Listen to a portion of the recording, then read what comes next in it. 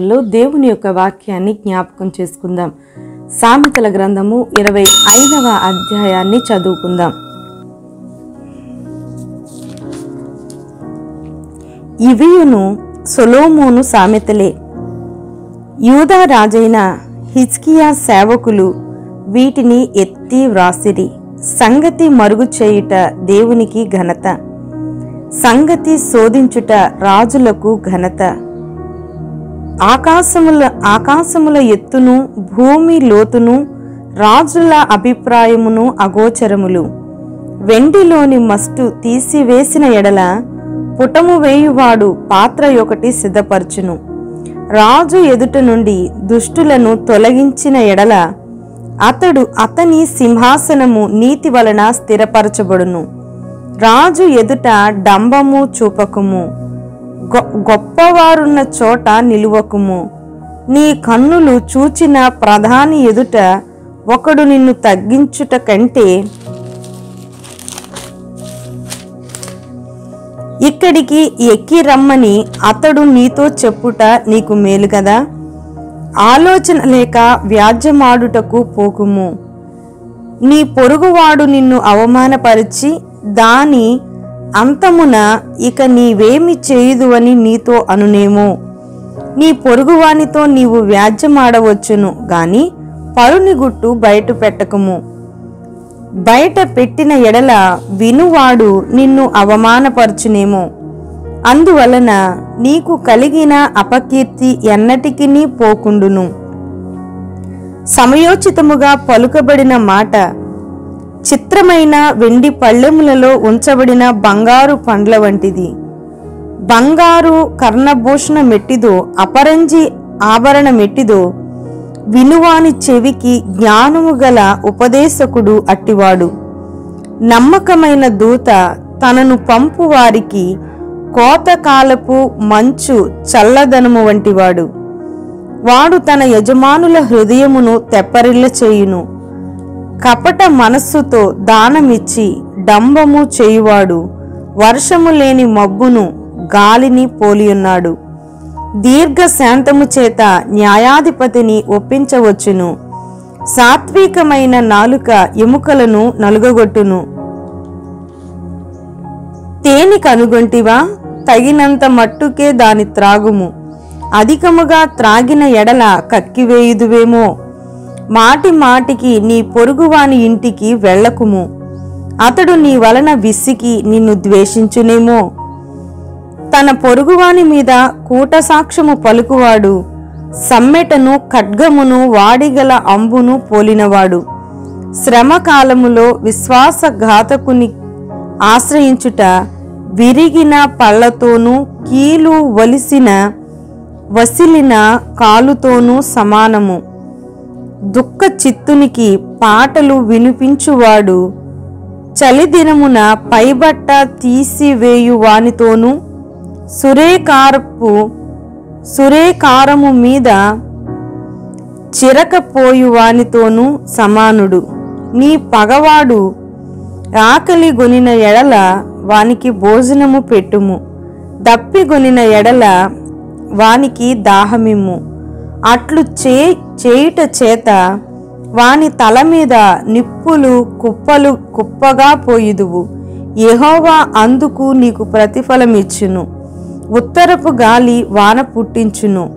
కొండెగాని నాలుక కోపదృష్టి కలిగించును.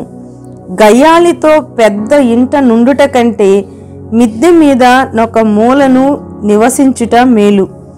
దప్పిగొనిన వానికి చల్లని నీరు ఎట్లుండునో దూరదేశము నుండి వచ్చిన సమాచారము అట్లుండును.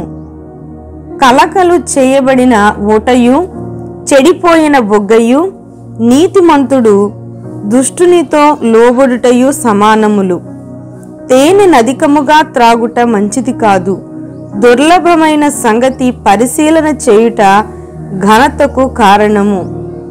ప్రాకారము లేక పాడైన పురము ఎంతో తన మనస్సును అణుచుకొనలేని వాడును అంతే. అధ్యాయాన్ని మనం చూసినట్లయితే యూదా రాజైనటువంటి హిజ్కియా యొక్క సేవకులు వీటిని రాసినట్లుగా మనము చదువుతూ ఉన్నాము. అలాగనే 2వ వచనాన్ని మనం చూసినట్లయితే సంగతి మరుగు చేయుట దేవునికి ఘనత, సంగతి పరిశోధించుట రాజులకు ఘనత. దేవుని యొక్క హృదయము, రాజు యొక్క హృదయము ఎవరికి కూడా అర్థం కాదు. దాన్ని ఎవరు కూడా అర్థం చేసుకోలేరు. ఏ సమయమునకు మరి వారు ఎటువంటి న్యాయ తీర్పును ఇస్తారు అనేది ఎవరు కూడా అర్థం చేసుకోలేరు. అలాగనే 4వ వచనం, వెండిలోని మస్టు తీసివేసిన ఎడల పుటము వేయువాడు పాత్ర ఒకటి సిద్ధపరచును. రాజు ఎదుట నుండి దుష్టులను తొలగించిన ఎడల అతని సింహాసనము నీతి వలన స్థిరపరచబడును.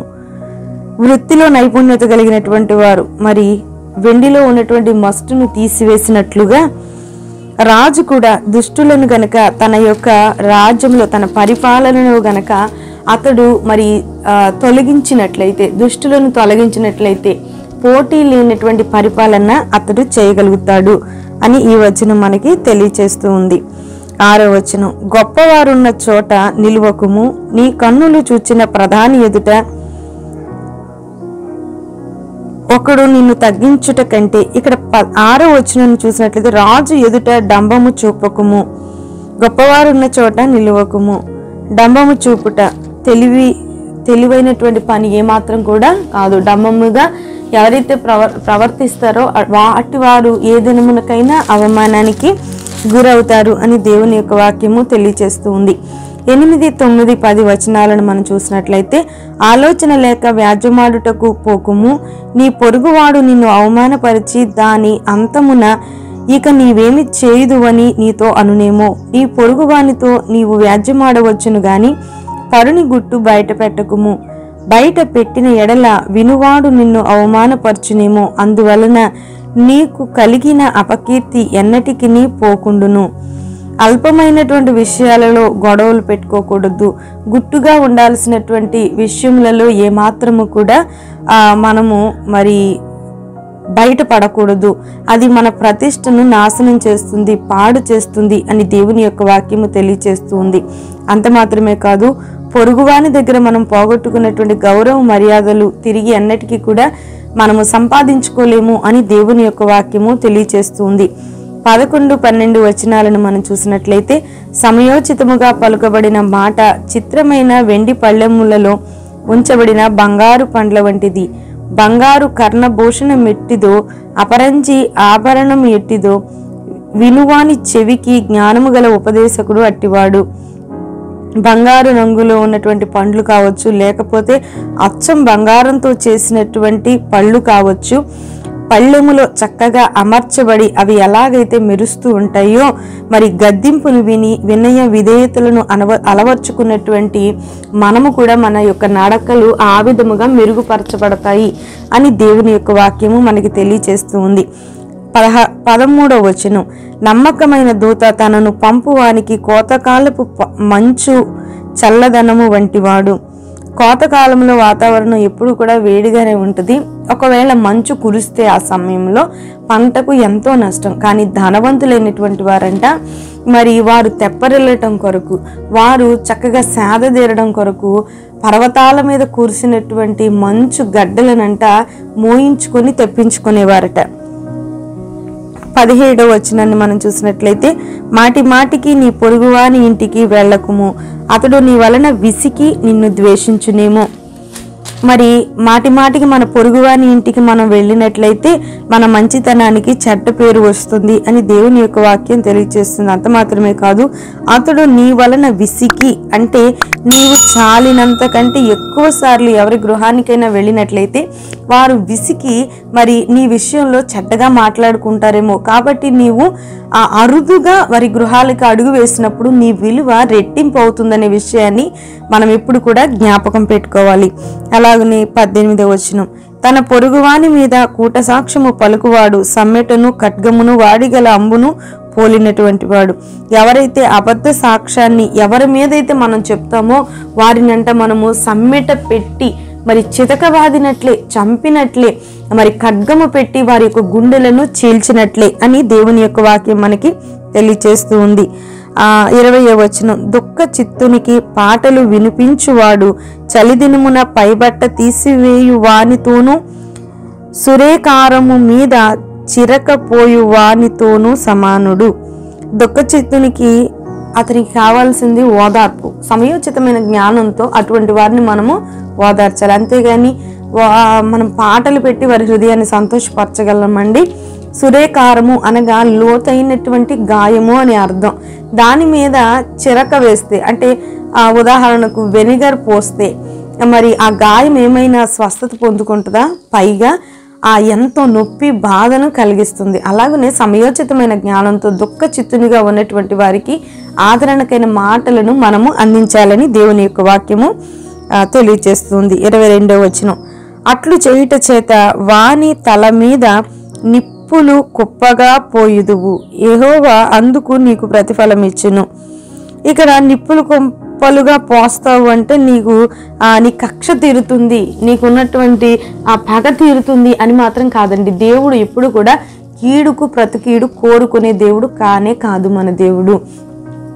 ఈ వచనంలో ఉన్నటువంటి అర్థం ఏంటంటే, నీకు ఎవరైతే అపకారం చేశారో వారికి నీవు మేలు చేసినట్లయితే, నీ మేలు ముందు వారు చేసినటువంటి ప్రతి అపకారం, ఏ అపకారాన్ని అయితే నీకు వారు చేసి నిన్ను బాధ పెట్టి ఏడిపించారో అది వారికి జ్ఞాపకం వస్తుంది, వారు సిగ్గు తెచ్చుకుంటారు అని ఈ వచనం మనకు తెలియజేస్తుంది.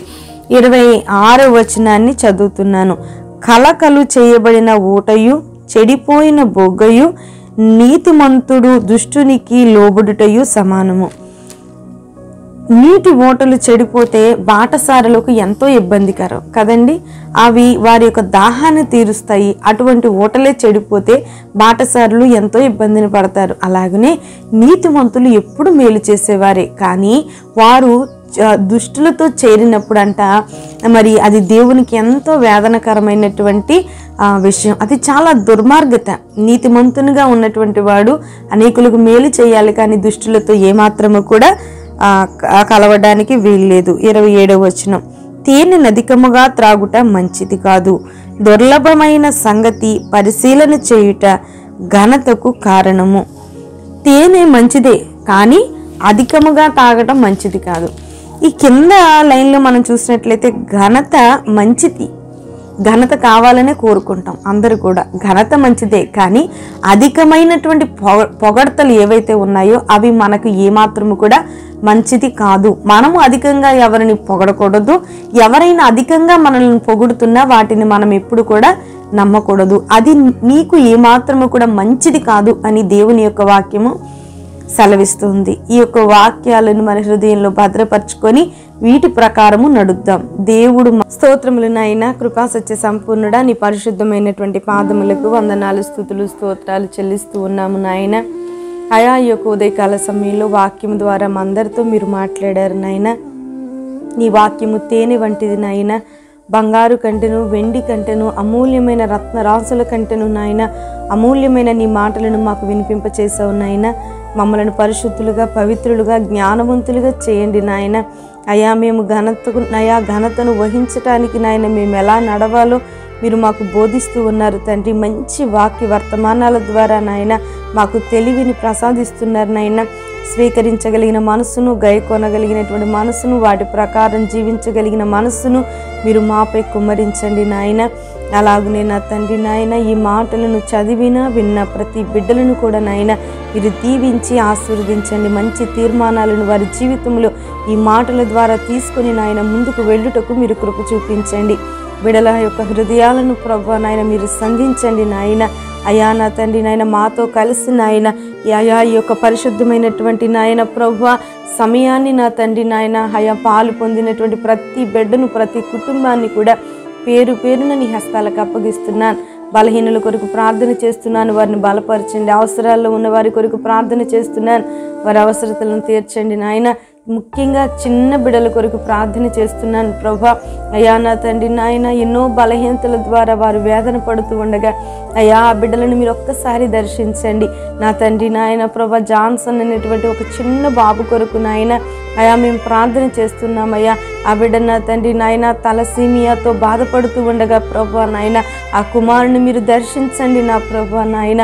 సంపూర్ణమైనటువంటి విడుదల నాయన ప్రభా ఆ కుమారుడికి నా తండ్రి నాయన మీరు అనుగ్రహించండి నాయన. సజీవుడిగా నిలవబెట్టండి అయ్యా.